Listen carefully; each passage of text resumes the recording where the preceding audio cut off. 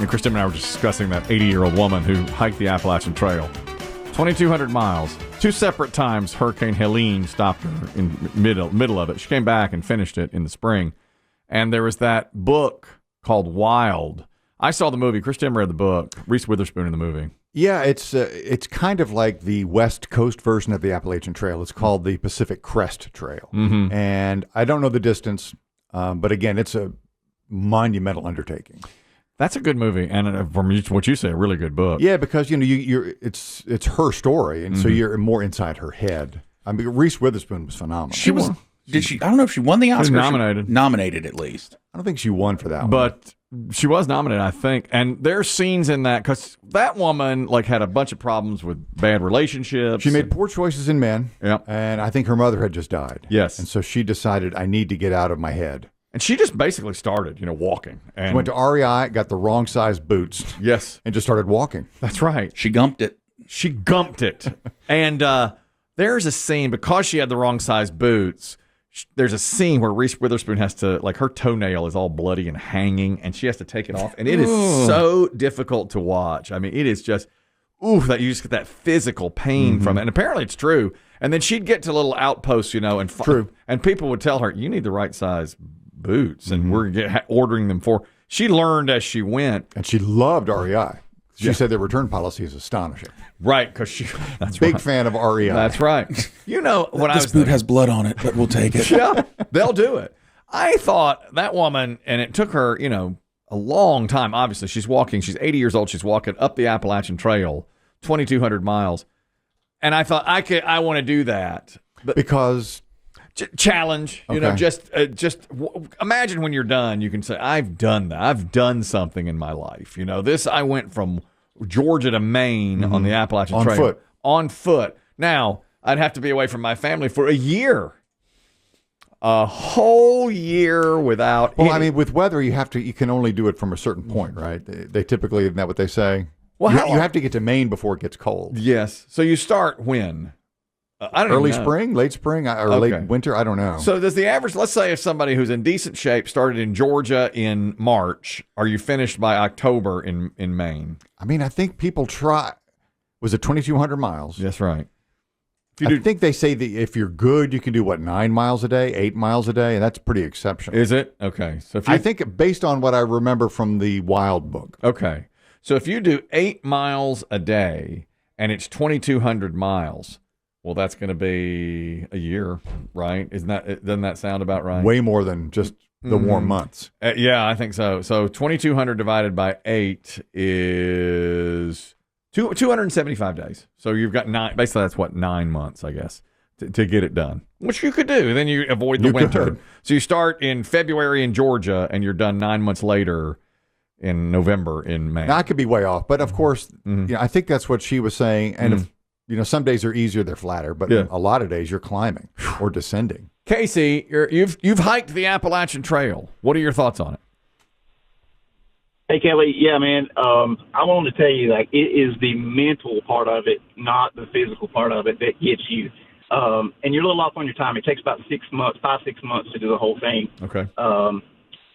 Every day being out there, rain or shine, having to do it every day. The camping you mentioned, it's not the physical, it's the mental toll it takes on you. Well, that's what I was thinking. Where does your mind go, and what do you do? How did you pass the time? It's you either love it or hate it, man. You either love it and you're just out there for the nature, the outside. But the passing of time is just hiking all day long, man. That's all you do. That's all you can do. Did you take pictures? Did you journal? Did you write notes as you went? So I did it. It took me 13 years. I did it in sections. Uh-huh. Me and my buddy did week here, week there, and so I'm not one of the thru hikers, I have to admit. But yeah, it's just pictures. I loved it, man. And I've been out west. I've hiked the John Muir Trail too, and it's just you like I say, you love it or hate it. Yeah. I wonder. I bet I'd get out there 3 or 4 days and go, I really hate this. Well, I mean, when people. When they ever do those exercises where they say use adjectives to describe such and such a person, soft comes up a lot. A lot about you. They say soft. Yeah, we're not equipped. No, none of us is. Thank you, Casey. Yeah, no shade at you. No, yeah. excuse me, I reject when you say, I think if I put my mind to it, I could do it. I do. But I think he's right that you either love it or hate it, and I'm afraid I'd get out there and hate it. I'd be kind of like Reese Witherspoon or the real woman in the movie, in the book. She started walking. She's like, I need this. And she had no previous training or anything like that. She just did it. That was her whole story. Her pack was too big. She was carrying too much stuff. Yes. All that stuff. Yeah. I think, and it's admirable of you, I think Chris Demm, I have accepted who we are, and you never will. Thanks. That's the nicest Which thing. is good and bad, because it's fun when you do things like this. I'm going to hike the Appalachian Trail. So we go, right. Yeah. A wise man once said, police officer, San Francisco, a man's got to know he was in the West. A man's got to know his limitations. That's Clint Eastwood. Yeah, and you never will, which is great about you. I don't believe I would be. What would happen is, because you think, I'm going to hike the Appalachian Trail, but then if you're like 3 days into it, you're like, oh my God, I've got another 6 months to go. And it's just hiking. I mean, so if he did it in 6 months' time, I'm wondering how many miles per day that the caller did. Well, was it Casey? Casey. So if he broke it up over time. So if you did 8 miles a day, that's 9 months. I bet you'd have to do about 10 to 11 miles a day to get it done in 6 months. Maybe that's the average of what people do. Vincent, your son has hiked the Appalachian Trail. Go ahead. Yes, sir. P1 here. My son hiked it a couple of years back.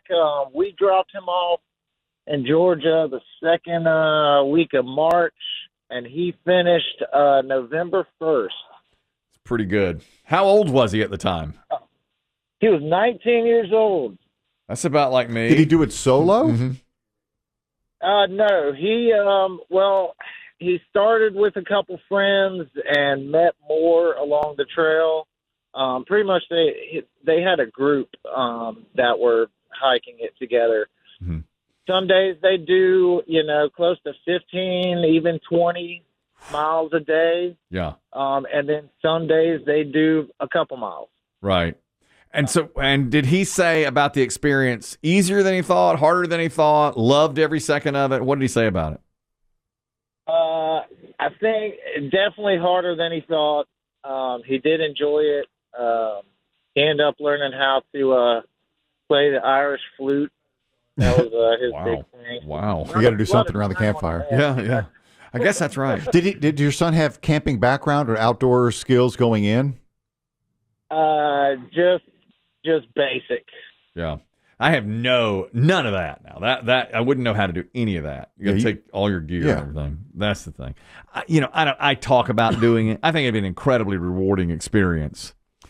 I doubt I'd ever actually do it. Yeah, I feel like you get home and say this to your wife, and she'll just put you right back in your place. She will. She'll say, "Stop saying you're that. not hiking the Appalachian. Please stop." Thank you, Vincent. Good for your Just son. fill up my wine glass and come sit on your chaise with your blanket. The dog's humping your leg. Walker, you're talking about hiking the Appalachian Trail. Go ahead. Hey, what's up, guys? I actually have not done it. I definitely aspire to do it, but I'm keeping up with one of my friends from Boone, ironically, as they're making their way up there right now, and she's posted how there's a guy who she's walking with who has been running or walking the whole thing in Crocs, and out of their whole group is the only one who has no blisters. So Wow. Heaven. Wow. What a world we live in. And also shout out to my high school woodshop teacher, Dan Kern, huge AT nerd. So thanks, guys. Awesome. Thanks, Walker. Thank you very much for that I phone would call. fling those Crocs off the cliff when he's sleeping. We were, earlier this week was National Croc Day, and somebody sent me a meme. It was the Wicked Witch of the West. Did you see that? Yeah. Dorothy was wearing red Crocs. Yeah. And the witch says, yeah, you can keep the shoes after all. I'll second that. Every day's Hate Crocs Day. Exactly. Talk about getting out to nature and the outdoors. Apparently, Deion Sanders, who coaches the Colorado Buffaloes now, he was out at Estes Park in Colorado, And he's new to all this. Now, he's been coaching the Buffaloes for about 3 years now. My favorite quote was right before the season began when a reporter said, what surprises you the most about, I guess, the fan base? Yep. Or the home games? Yep. The fan base at the home games. And he said it was the weed. Yeah, the weed smell. Like when It hits at a certain point, second or third quarter. I can't remember. It's like, every single game, it shocked him. Is there anything about Folsom, about this stadium that surprised you that you didn't expect? Yeah.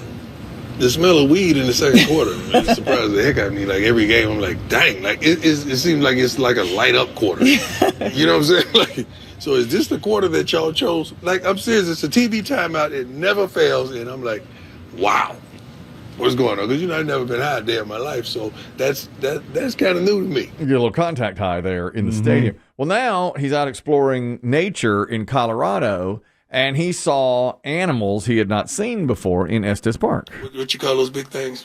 The moose, elks. What's a moose? He's bigger. You gotta. I'm black. Okay. I don't know elk, moose, deer. Like they all like family to me. But I saw a lot of big animals around Estes, and I'm not used to that. So it was great. And some deer tried to cut across the front of the car, and definitely wasn't gonna hit them. That's all I need, a brother hitting a deer. And Esther, no, not gonna happen. All I need, a brother hitting a deer. We don't get that at Estes Park. I like his description because I've always felt the same when elk, moose, the same thing. Well, I thought like Big an elk animals. was just a larger deer-shaped animal. Yeah. A moose is a moose. Moose has a different A horn. moose is a gigantic creature. But I That's like how he bullwhip. said it. They're all family. And he's right. That's how I've always thought of it. Elk, moose, deer, they're all family. That's all I need, a brother hitting a deer out here on Estes. We're not doing that. Not happening. I love Deion Sanders. His tenure has not turned out, I think, the way he was hoped. Yeah. He had hoped. No, probably not. He's improved him a bit with his son and his. But he's had lots of time away with health issues and stuff. That's too. true. It's too I feel bad for the guy. I think he's lost like some toes and so forth. He has. He's battled cancer. He and all lost that. part of his, was it his kidney? Yeah, he had or liver or something. He had Bladder. Bladder, cancer. thank Bladder you. cancer. Yeah. Biggie said we saw this yesterday. This is Sports Dirt as well. Randy Johnson is, of course, Hall of Fame pitcher, World Series winner, great pitcher. Will not sign jerseys. He'll sign baseballs and he'll sign pictures and so forth, and he'll take a picture with you, but he won't sign a jersey. And Biggie says he loves the way he handled these two guys who had a jersey for him to sign. They're like, well, what gives? Why aren't you signing the jersey? And Randy Johnson gave this explanation at a signing session. It's the one thing that I don't sign because it's the one thing that can raise money for charities, my charities and other people's charities, because there's not a lot of them floating out there. I was doing this way back a long time ago. Yeah. So that's why. Yeah. We couldn't figure out why. Yeah. Smart though. Because it's one thing. I mean, everything else just signed, but one thing that might raise a little bit more money for a charity. He only does those for charity auctions. Yeah. This is you, okay? Appalachian Trail guy, you're not. But guy who's like, I'm about to show Johnson what's good. I'm going to nail him on the jersey thing. I'm waiting years for this moment. I'm going to nail him. And then just gets owned immediately. I do it for charity. You hear everyone, oh. That's great, Randy. Yeah, that makes sense. Yeah, so you're not going to sign anything. That's a great answer. Yeah, that guy had to just went from, I'm going to show him, to just being 6 inches tall. That's right. That's you. I hike the Appalachian I'm Trail. probably not going to hike the Appalachian Trail.